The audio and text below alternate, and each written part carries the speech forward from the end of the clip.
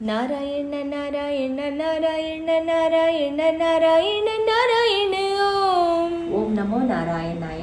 మనం అత్యద్భుతమైన దివ్య దేశాల గురించి చెప్పుకుంటున్నాం కదండి.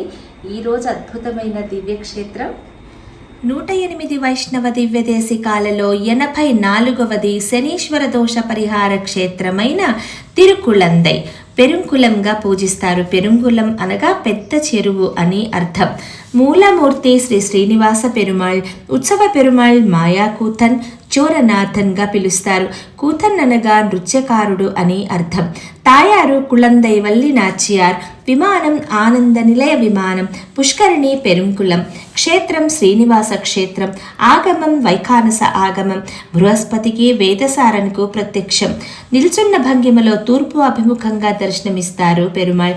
తిరుక్కుళాంతై దివ్యదేశం మాయాకూతర్ పెరుమాళ్గా పిలువబడే పెరుంకులంగా పూజించే ఈ దివ్యదేశం సుమారుగా శ్రీవైకుంఠం దివ్యదేశం నుండి 12 కిలోమీటర్ల దూరంలో ఉంటుంది. శనీశ్వర దోష పరిహార క్షేత్రం.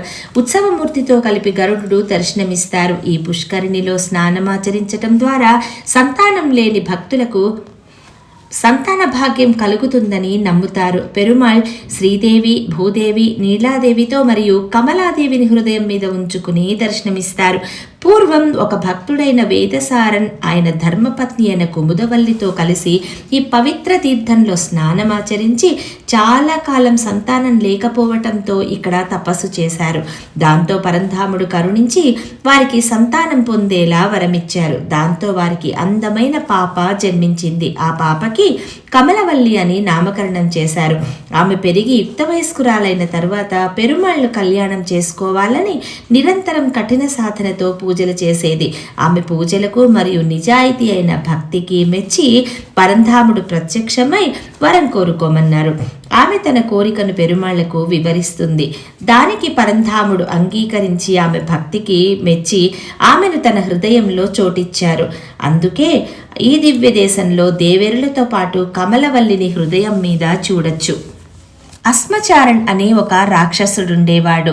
ఆయన ఈ పెరుమాళ్ అత్తగారైన కుముదవల్లిని దొంగతనంగా ఎత్తుకుపోయి ఎక్కడో దాచిపెట్టారు. పెరుమాళ్ గరుడ వాహనం అధిరోహించి తాయిమాసంలో పౌర్ణమి రోజున రాక్షసుని జయించి సంహరించి పొడవైన కిరీటం ధరించి ఆ రాక్షసుని మీద నృత్యం చేశారు. దీనికోసం స్వామి స్వయంగా గరుడ వాహనారూఢుడై వైకుంఠం నుంచి వచ్చి రాక్షసుని ఓడించి నృత్యం చేసిన దృశ్యాన్ని దేవతలు దర్శించుకున్నారు. అందుకే ఈ స్వామిని మాయాకూతన్ పెరుమాళ్గా పిలుస్తారు. నమ్మాళ్వార్లు స్వామిని అద్భుతమైన నృత్యకారునిగా స్తుతించారు. గరుడ వాహనం అధిరోహించి తిరుకుళాంతైకి వచ్చారు పెరుమాళ్. యుగ యుగాలుగా పచ్చని వనసంపదతో అందమైన నగరంగా దీనిని అభివర్ణించారు. ఆళ్వారులు స్వామిని అందమైన మాయాకూతన్ పెరుమాళ్ని దర్శించి తనను తాను మర్చిపోయానని చెప్పారు. గరుడోత్సవ సేవ ఇప్పటికీ అద్భుతంగా జరుగుతుంది. స్వామి సహజంగా నల్లని విగ్రహంతో కనిపిస్తారు, కానీ అద్భుతమైన వర్ణ శోభాయమానంగా దర్శనమిస్తారు పెరుమాళ్.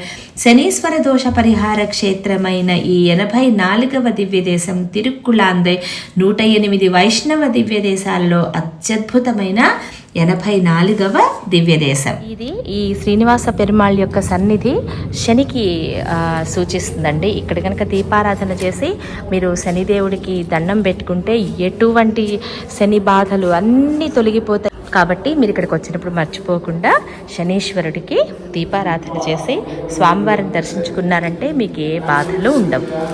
మాయాకూతర్ శ్రీనివాస పెరుమాళ్.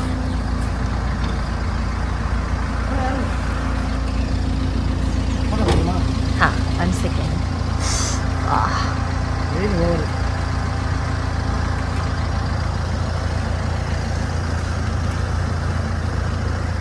సో ఇదండి అద్భుతమైన స్థల మహత్యం, ఈ పుణ్యక్షేత్రం, ఈ దివ్య దేశం గురించిన పవిత్రమైన స్థల పురాణం.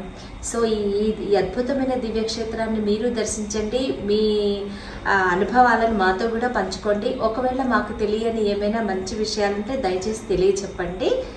ఓం నమో నారాయణ.